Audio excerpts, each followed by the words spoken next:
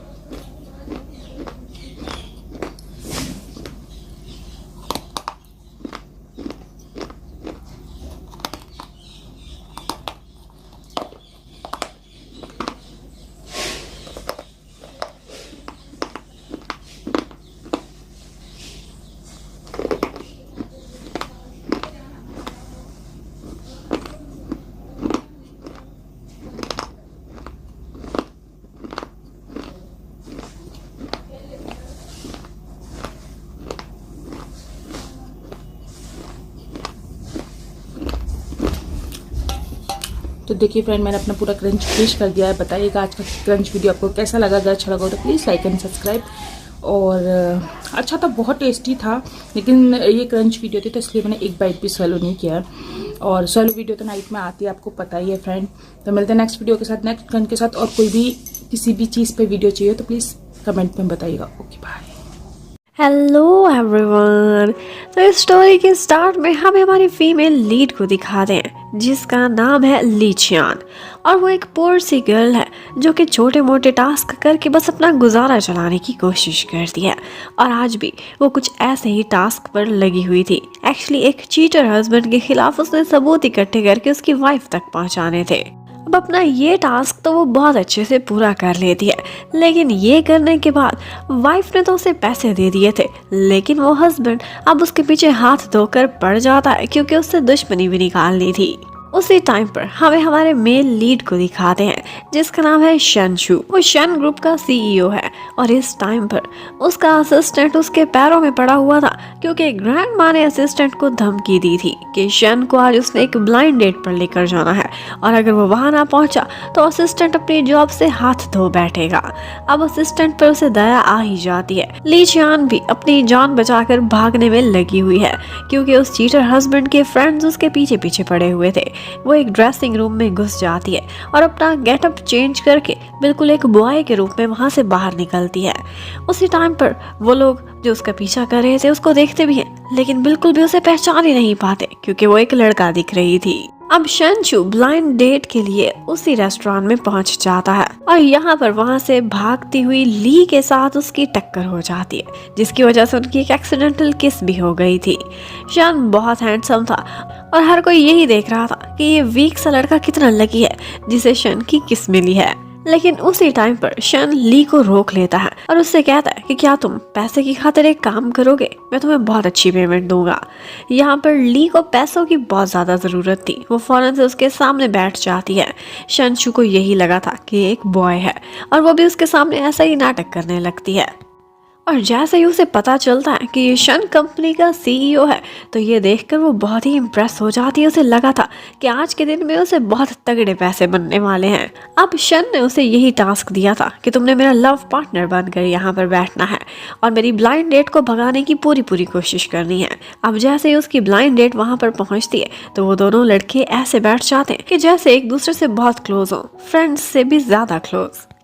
और इसी बीच ली जानबूझकर उस ब्लाइंड डेट वाली लड़की को कुछ ऐसा दिखाती है कि जिसे देखने के बाद वो उठती है, शनशु पर गुस्सा करती है, चिल्लाती हुई वहां से भाग जाती है। और इस तरह से ली ने अपना टास्क पूरा कर दिया था। अब वही पेमेंट लेकर ली अपनी ग्रैंड माँ के पास पहुंच जाती है जो कि हॉस्पिटल में एडमिट थी और उनका ट्रीटमेंट चलाने के लिए बहुत ज्यादा पैसों की जरूरत थी। इसलिए बेचारी ली को जो भी काम मिलता था वो बिना देखे उस काम में पड़ जाती थी। उसकी ग्रैंड माई उसके लिए एक ही रिश्ता थी, वरना वो ऑर्फन पैदा हुई थी और उन्होंने उसकी जान बचाई थी और उसे पाला था और बड़ा किया था। आज डॉक्टर ने उनके ट्रीटमेंट के लिए बहुत ज्यादा पैसों का बिल बता दिया था। ये सुनकर ली परेशान हो जाती है और उसे अपनी पॉकेट में जैसे ही मिस्टर शन का विजिटिंग कार्ड दिखता है तो वो सोचती है कि शायद ये मुझे कोई जॉब ही दे दे। वो दोबारा से उनके पास पहुंच जाती है।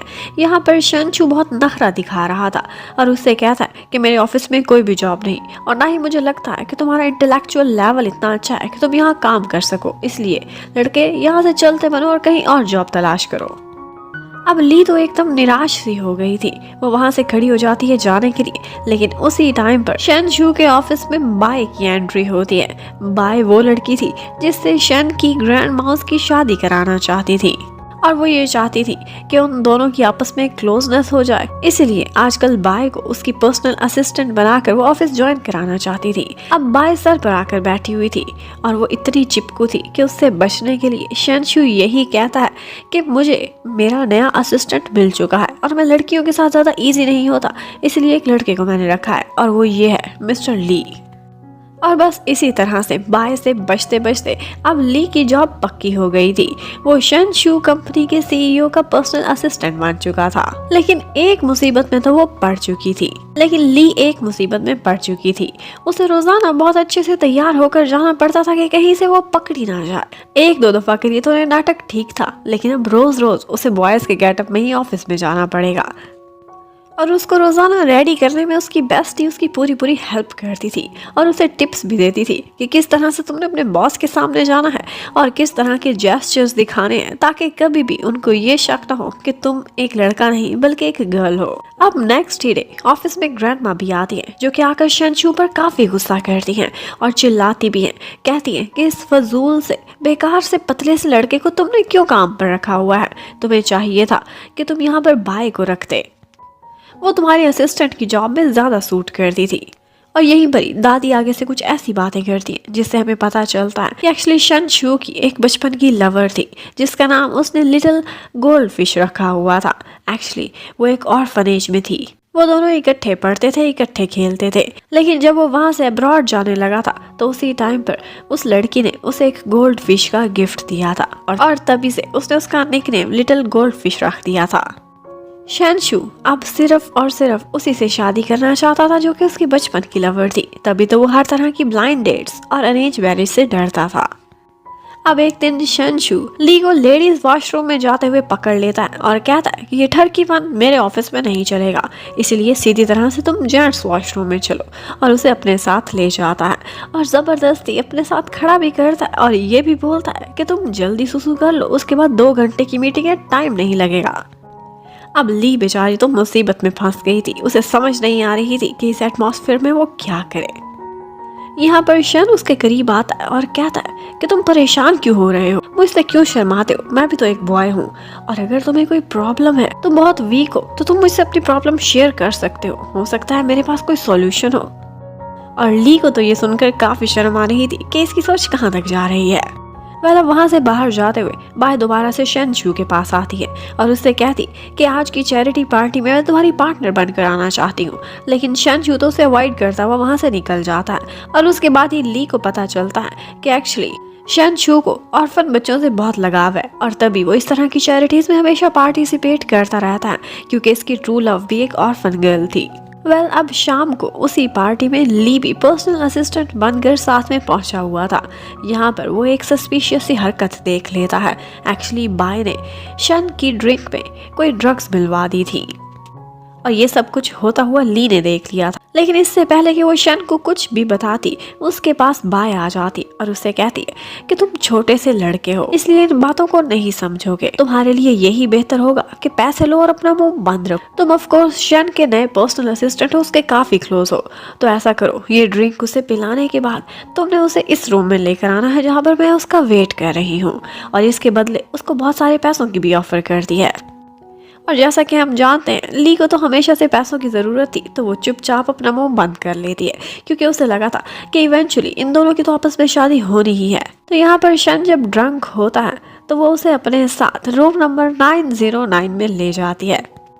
शन ड्रंक होकर बहुत आउट ऑफ कंट्रोल हो रहा था। यहाँ पर हर टाइम पर ली को उसकी फिक्र लगी रहती है, तो वो सारा समय उसकी हेल्प करती रहती। यहाँ पर शन इतना ड्रंक हो गया था कि वो ली को अपना बॉस समझ रहा था और खुद उसका सेक्रेटरी बना हुआ था, और इसी से फायदा उठाते हुए ली उससे अपनी बहुत सारी बातें भी मनवाती है और एक बॉस की तरह उस पर ऑर्डर भी जमाती रहती है। अब काफी देर इसी तरह से बीत चुकी थी, लेकिन ली हैरान थी कि अभी तक बाय यहाँ पर क्यों नहीं आई, और फिर इसी तरह से उन दोनों की आंख लग जाती है। जब नेक्स्ट मॉर्निंग आंख खुलती है तो शनशू तो खुश हो रहा था कि थैंक्स गॉड, एटलीस्ट मैं किसी लड़की के साथ नहीं बल्कि अपने पर्सनल असिस्टेंट के साथ ही होटल के कमरे में हूँ। और फिर इतने में ऊपर से बाय आ जाती है जो उन दोनों को वहाँ इकट्ठे देखकर बहुत चिल्लाती है। शन तो बहुत फायदा उठाने की कोशिश करता है और कहता है कि ये हम दोनों का पर्सनल मैटर है और तुम्हें क्या पता, शायद मुझे बॉयज में ज्यादा इंटरेस्ट हो। लेकिन ली तो यहाँ पर बाय के पीछे पीछे चली जाती है और उसे यकीन दिलाने की कोशिश करती है कि तुम ही कमरे में नहीं आई थी, और यहाँ पर उसे पता चलता है कि रूम नंबर 909 नहीं बल्कि 606 था, जिसमें सारी रात बाय बैठी अकेली ही उसका वेट करती रही थी। अब इतनी मेहनत की थी लेकिन फिर भी ऑफ कोर्स ली को पैसे तो मिलने वाले नहीं थे, तो यहाँ पर बाय वहाँ से निकल जाती है, लेकिन वो अभी भी ऑफिस में बार बार ली से बदला लेने की कोशिश करती रहती थी क्योंकि उसे लगता था कि इसकी जॉब चुराने में ली का हाथ है, वरना आज शायद वही पीए बनी हुई होती मिस्टर शन की।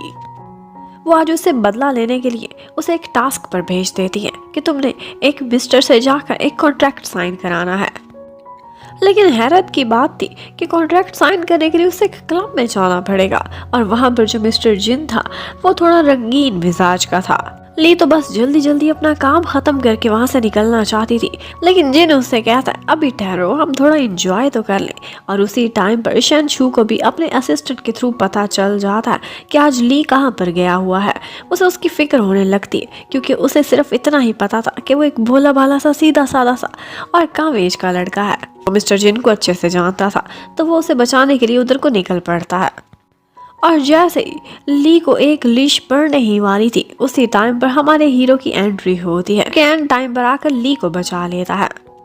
यहाँ पर मिस्टर जिन उस पर काफी गुस्सा करता है और उससे कहता है कि अगर तुम इतने ही बहादुर हो तो ठीक है, मेरे आदमियों से मुकाबला करो। यहाँ पर अब ली की खातिर शन भी आगे बढ़ता है और एक एक करके वहाँ के सारे बॉडीगार्ड्स की ठुकाई करके उन्हें साइड पर लगा देता है। यहाँ पर एक बहुत क्यूट सा सीन भी आता है जब ली तो बहुत डर गई थी, तो उसी टाइम पर शन उसकी आइज पर हाथ रखता है और एक घुटने को ठिकाने लगाता है। ये सारा कुछ करते हुए शन बहुत ज्यादा अट्रैक्टिव लग रहा था और ली की धड़कनें तेज हो गई थी क्योंकि ऑफ कोर्स वो तो एक गर्ल थी और इतने हैंडसम बॉय को वो बहुत मुश्किल से रेजिस्ट कर रही थी। अब उसके बाद वो 1, 2 और 3 तक काउंट करता और उस क्लब से उसका हाथ पकड़कर उसे अपने साथ भगा कर ले जाता है। ली सोचने लगती है कि इसे देखकर मेरा हार्ट फ्लटर क्यों कर रहा है, जबकि उसी टाइम पर हमें दिखाते हैं कि एलिवेटर में प्रॉब्लम हो जाता है जिसकी वजह से शन बहुत ज्यादा डर गया था। वो अंधेरे से डरता था, उसे फोबिया था। तो यहाँ पर ली उसकी हेल्प करती है। वो बार बार उसके पास आती थी, उसे कोई ना कोई बात सुनाती थी, लाइट जलाने की कोशिश करती थी ताकि वो डरे नहीं। यहाँ पर वो उसे काम करने के लिए एक सॉन्ग भी सुनाती है और ये वही सॉन्ग था जो कि बचपन में लिटिल गोल्ड फिश शन को सुनाया करती थी। ये सुनते ही उसे काफी हैरत होती है और फिर हमें फ्लैशबैक में दिखाते हैं कि एक्चुअली लिटिल गोल्ड फिश की बैक पर एक स्कार था और वो स्कार बिल्कुल गोल्ड फिश के निशान का था। तभी तो उसका ये निक नेम पड़ चुका। वो आज जब ये सॉन्ग सुनता है तो उसे अपना फर्स्ट लव याद आ जाता है। वो उसे देखकर हैरान होता है और उससे पूछता है कि तुम कौन हो। वो आगे से कहती है कि मैं तो ली हूँ, ली चियान, आप मुझे अच्छे से जानते हैं। और इतने में एलिवेटर ठीक हो जाती है और शन वहाँ से बाहर चला जाता है। जब ली घर जाती है, वो शावर ले रही थी तो उसी समय हमें दिखाया जाता है कि उसकी बैक पर एक गोल्ड फिश वाला स्कार है। इसका मतलब है कि लिटिल गोल्ड फिश वही गर्ल है। अब शन को समझ नहीं आ रही थी कि उसे पता नहीं क्यों ली से काफी ज्यादा लगाव होता जा रहा था। वो आज भी उसके घर के बाहर खड़ा हुआ था और एक बहाने से उसे बुलाने की कोशिश करता है। कहता है कि तुमने लिफ्ट में मेरी बहुत हेल्प की थी, इसलिए मैं तुम्हारे लिए खाना लेकर आया हूँ। मैं तो खाना खा चुका, अब तुम भी जाकर सो जाओ। एक्चुअली उसे वही गेटअप बनाने में काफी टाइम लग जाना था जो करने का उसका बिल्कुल मन नहीं कर रहा था और वो नहीं चाहती थी कि वो ये पहचाने कि वो एक गर्ल है। उधर बाय का गुस्सा देखने वाला था क्योंकि ली उसके बिछाए हुए जाल में से निकल गया था। अब वो ऑफिस में आती है और उस पर चिल्लाने लगती है, इवन कि वो उसके स्नीकर्स को भी काट के फाड़ के फेंक देती है। अब यहाँ पर बाय की और ली की काफी लड़ाई हो गई थी और ये सारा कुछ शन को भी पता चल जाता है। शन यहाँ पर आकर बाय को डांटता है और आइंदा मेरे पर्सनल असिस्टेंट से तुमने कोई भी बात नहीं करनी, जो भी चाहिए मुझसे डायरेक्ट बात करना। अब जब शन देखता है कि उस बेचारे ने फटे हुए स्नीकर्स पहने हुए हैं तो उसे उस गरीब पर बहुत तरस आता है। वो उससे कहता है कि हमारे कुछ क्लाइंट्स ने मेरे लिए शूज गिफ्ट में भेजे थे और वो नए स्नीकर्स हैं, इनमें से जो तुम्हारे साइज का है वो तुम आराम से रख लो। और ली जैसे ही उन स्नीकर्स को देखती है तो वो हैरान रह जाती है। वो इतने एक्सपेंसिव थे कि शायद वो अपनी पूरी साल की सैलरी में भी वो नहीं खरीद सकती। वो ये देखते ही खुश हो जाती है और फौरन से शूज पहनने लगती है, लेकिन यहाँ पर उसे लेसेस बंद करने नहीं आ रहे थे और ये करने में शनशू उसके पैरों में बैठकर उसकी हेल्प करता है। और यहाँ पर दोबारा से ली का हार्ट बहुत फ्लटर किया था क्योंकि उसके लिए कभी भी किसी लड़के ने ऐसा नहीं किया था। अब उसके बाद शन को आज इन्फॉर्मेशन मिलती है कि उसकी लिटिल गोल्ड फिश कहीं से मिल गई है, तो वो जल्दी जल्दी उसी लड़की की तलाश में एक नाइट क्लब में पहुंचता है। लेकिन इन दी एंड उसे पता चला था कि वो स्कार सिर्फ एक फेक टैटू था जो कि फौरन से मिट जाता है और ये देखकर वो परेशान हो गया था। लेकिन उस लड़की के साथ जो दूसरे बॉयज थे वो उसके पीछे पड़ जाते हैं उससे बदला लेने के लिए। अब यहीं पर ही ली चियान भी पहुंची हुई थी। वो यहाँ पर शन की हेल्प करने से खुद को नहीं रोक पाती, उसे एक साइड पर ले जाती है। अब एक लम्हे को तो शन हैरान रह गया था। उसे उसकी शक्ल कुछ जानी पहचानी दिख रही थी। फिर वो पहचान जाता है कि तुम ली चियान हो, तुम उसकी सिस्टर हो या तुम क्या चीज हो। और फिर एकदम से उसे रियलाइज होता है कि मैं समझ गया, तुम मेकअप के शौकीन हो और इस वक्त तुम एक गर्ल की गेटअप में हो। अब उसी समय शन को बचाते बचाते ली उसे एक किस भी कर बैठती है ताकि उसके पीछे पड़ने वाले लड़के उसका फेस ना देख सकें। अब उनको तो वो वहां से भगा देती है और उसके बाद वो शन के सामने अपना नाटक कंटिन्यू रखती है और उससे कहने लगती है, क्या हुआ, तुम घबरा क्यों गए हो? हाँ, मैं तुम्हारा पीए ली चियान ही हूँ और तुम्हें बचाने के लिए तो मैंने ये गेटअप बनाया है गर्ल्स वाला, लेकिन तुम इतना शर्मा रहे हो, इसका मतलब है कि शायद मैंने तुम्हारी फर्स्ट किस चुरा ली है। अब फिर उससे पूछने लगती है कि कहीं तुम अभी तक वर्जन तो नहीं, और ये सुनकर वो और भी शर्मा जाता है क्योंकि ऑफ कोर्स ऐसा ही था। वो तो सिर्फ और सिर्फ अपनी लिटिल गोल्ड फिश की तलाश में था जो कि बचपन से लेकर अब तक उसे दोबारा मिली ही नहीं थी। अब हमें नेक्स्ट डे ऑफिस में दिखाते हैं कि ली काफ़ी हैंडसम सा लड़का दिखता था और यहाँ पर ऑफिस की कुछ गर्ल्स उस पर फ्लैट भी हो गई थी और उससे फ्लर्ट करने की कोशिश करती रहती थी। उसके लिए मज़े मज़े के लंच भी प्रिपेयर करके लाती थी और ये सारा कुछ ली काफ़ी इंजॉय करती थी। एक लड़का बन के भी उसे काफ़ी फ़ायदा हो रहा था। यहाँ पर एक गर्ल उसके लिप्स पर मॉइस्चराइजर लगा रही थी कि वहीं पर ही ऊपर से मिस्टर शन आ जाता है और उन दोनों को इस तरह से देखकर कहता है कि अगर ऑफिस में फ्लर्ट करोगे तो मैं दोनों को 500 का फाइन कर दूंगा। और ऑफ कोर्स इतना बड़ा फाइन सुनने के बाद ली के तो तन बदन में आग लग जाती है। वो जाकर मिस्टर शन से रिक्वेस्ट करने लगती है, लेकिन वो कहता है कि माना तुम शक्ल सूरत से अच्छे दिखते हो, लेकिन ये मत बोलो कि ये ऑफिस है। अब ली को भी एक आइडिया आया था। वो उसे ब्लैकमेल करने लगती है और एक बोल्ड से बॉय के अंदाज में नाटक करती है। बोलती है कि फर्स्ट किस मैंने चुराई थी एक लड़के ने। ये सुनकर वो डर जाता है और कहता है, ठीक है, लास्ट वार्निंग है, आइंदा ऐसा कभी ना हो वरना सैलरी काट लूंगा। अब उसके बाद उन्होंने अपनी कंपनी के प्रोडक्ट से रिलेटेड एक एड के शूट पर जाना था और उसी शूट पर हमारे सेकंड लीड को दिखाते हैं जिसका नाम टिंग है। वो एक सुपर मॉडल था और उसके पास से गुजरते हुए ली की उसे टक्कर हो जाती है, लेकिन वो ली को रोकता है और उसे कुछ दिखाता है। उसके पॉकेट से एक पैड गिर गया था। ये देखते ही ली को काफी शर्मिंदगी होती है। वो सबके सामने यही बोल देती है कि ये मैंने एक अपनी फीमेल कोलीग के लिए खरीदा था। उनकी नजर बहुत तेज थी। उसे कहता है, एक्सक्यूज मी, आपकी पैंट पर भी स्टेन लगा हुआ है। अब ये सुनते ही वो परेशान हो जाती और कहती है कि ये तो केचप का दाग है। लेकिन टिंग बहुत ही रोमांटिक स्टाइल में आगे बढ़ता है, अपनी जैकेट उतार कर उसकी पैंट के गिर्द रैप कर देता है और कहता है कि चाहे सारी दुनिया ने ना पहचाना हो, लेकिन मैं जानता हूँ कि तुम एक क्यूट सी गर्ल हो। अब इस तरह से उन दोनों को इतने क्लोज हुए। शायद शू भी देख लेता है, जिसे पता नहीं क्यों कहाँ से, लेकिन जेलसी हो रही थी। अब जब टिंग वहाँ से गुजर जाता है तो यहाँ पर शन शू उसके पास आता है और उसे देखते ही वो डर गई थी। वो जैसे ही उसके ऊपर से जैकेट उतारता है तो उसे भी उसकी पैंट पर वो स्टेन दिख जाता है। ली तो बहुत झूठ बोलता है, कहता है कि नहीं ये तो केचप है, लेकिन शन कहने लगता है कि मैं अच्छे से पहचानता हूँ, ये केचप नहीं, ये तो ब्लड है। अब तुम और मुझसे नहीं बच सकते क्योंकि तुम रंगे हाथों पकड़े गए हो। अब ये सुनते ही ली बेचारी इतनी डर गई थी कि उसे लगा था कि मेरा राज फाश हो गया कि मैं एक लड़का नहीं बल्कि लड़की हूँ। लेकिन शन उसके क्लोज आकर कहता है कि तुम्हें डरने की क्या जरूरत है, हेमोरॉइड्स की बीमारी बहुत से लोगों को होती है, तो तुम्हें भी है, शर्माते क्यों हो, इसका ट्रीटमेंट कराओ। और साथ ही साथ उसे डांटता भी है कि तुम्हें परहेज भी करनी चाहिए। देखो, कल ही तुम एक फीमेल कोलीग से लेकर उसकी फिश खा रहे थे, तो ये तो होना ही था। अब एक दफा तो ली की जान छूट गई थी। अब जब वो शूट पर खड़ी हुई थी तो वहां पर भी टिंग एक दो दफा आकर उससे बात करने की कोशिश करता है क्योंकि टिंग को वो लड़की बहुत इंटरेस्टिंग और बहुत क्यूट दिख रही थी। यहाँ पर उस एड में एक लिप प्रिंट की जरूरत थी टिंग के फेस पर, तो उसकी चीख पर कौन किस करेगा। लड़कियों की तो लंबी कतार लगी हुई थी, लेकिन वो कहता कि कोई भी गर्ल मेरे करीब ना आए क्योंकि ये बॉय ये ड्यूटी करने वाला है, और वो जानबूझकर ये ड्यूटी ली के जिम्मे लगा देता है। अब ली मना भी नहीं कर सकती थी क्योंकि वो तो एक लड़का बनी हुई थी। अब वो उसे लिपस्टिक लगा देते हैं और बार बार उससे शूट लेते हैं। हर दफा टिंग यही कह देता था कि शूट अच्छे से नहीं लिया गया, और इसी बहाने वो बहुत सारी किसेस अब तक ली से इकट्ठी कर चुका था। और इन दी एंड लास्ट वाली किस जो वो उससे अपनी चीख पर कराता वो काफ़ी रोमांटिक स्टाइल में थी, और ये सारा कुछ शन ने भी देख लिया था, और शन गुस्से में आकर उस पर काफ़ी चिल्लाता है, और उसके हाथ में उस वक्त हेमोराइड की मेडिसिन भी थी। अब ऑल तो उसकी नज़र में ली तो एक लड़का था, लेकिन फिर भी पता नहीं क्यों उसे जेलसी हो रही थी। वो उसे कहने लगता है कि तुम बहुत इंजॉय कर रहे थे ना उस टिंग के साथ, तुम्हें कुछ सोचना चाहिए। कभी तुम गर्ल्स के साथ फ्लर्ट करते हो तो कभी सुपरस्टार्स के साथ, कोई तो लिमिट होनी चाहिए, बिलो द बेल्ट हरकतें मत करो। और फिर पनिशमेंट के तौर पर उसको यही ऑर्डर करता है कि तुम 3 दिन तक ऑफिस में सारे के सारे टॉयलेट्स को साफ करोगे। और वो बेचारी ये काम करते हुए अपनी नाक पर हाथ रख के खड़ी हुई थी, लेकिन फिर भी उसे बार बार स्माइल करनी पड़ती थी क्योंकि पैसों की ज़रूरत थी और बॉस को नाराज़ करना वो अफोर्ड नहीं कर सकती थी।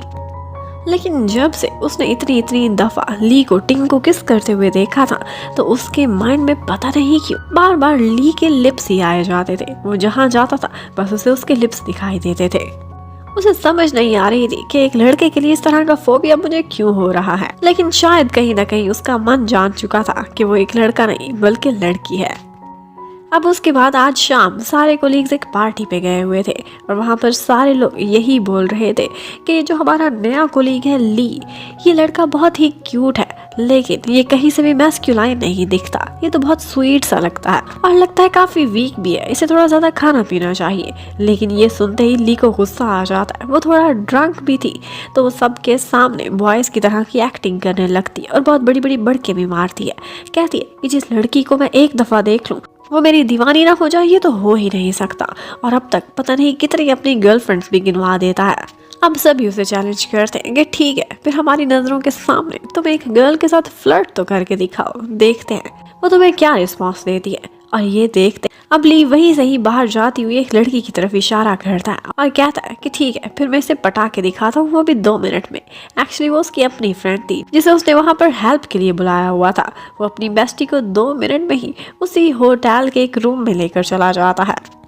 अब सबको यही लग रहा था कि वाह, इसकी स्किल्स तो बहुत कमाल की हैं।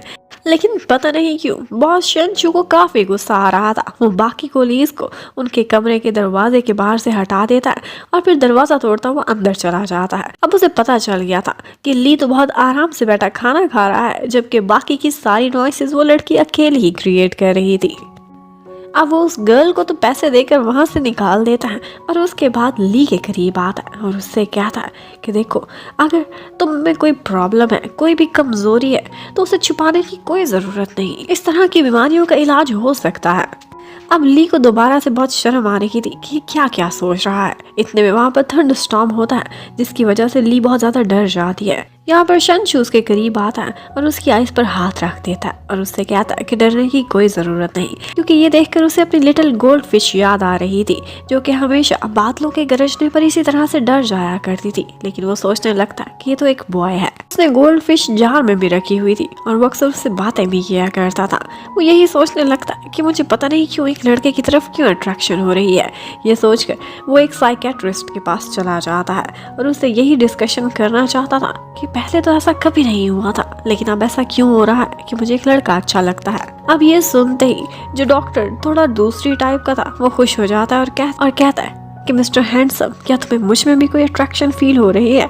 और ये सुनते ही शनचू तो वहाँ से बाहर की दौड़ लगा देता है और बस ये सुनते ही शनचू अपनी इज्जत बचाकर वहाँ से दौड़ने की करता है। लेकिन उसी हॉस्पिटल में हमें दिखाते हैं कि ली भी खड़ी हुई है और उसकी किसी से लड़ाई हो रही थी क्योंकि किसी पेशेंट ने उसकी ग्रैंडमा से बदतमीजी की थी। अब जैसे ही वो पेशेंट ली पर हाथ उठाने वाला था तो उसी समय शनचू वहाँ पहुँच जाता है और उसका हाथ पकड़कर तोड़ मरोड़ देता है, जो कि उसके पर्सनल असिस्टेंट पर उठने वाला था। और उसके साथ ही जैसे उसे पता चलता है कि ली की ग्रैंडमा यहाँ पर बीमार है तो वो कहता है कि इनके लिए एक VIP रूम अरेंज करना मेरी जिम्मेदारी है। यहाँ पर उनके लिए रूम का तो अरेंज हो गया था। ये सुनते ही ली इतनी खुश हो जाती है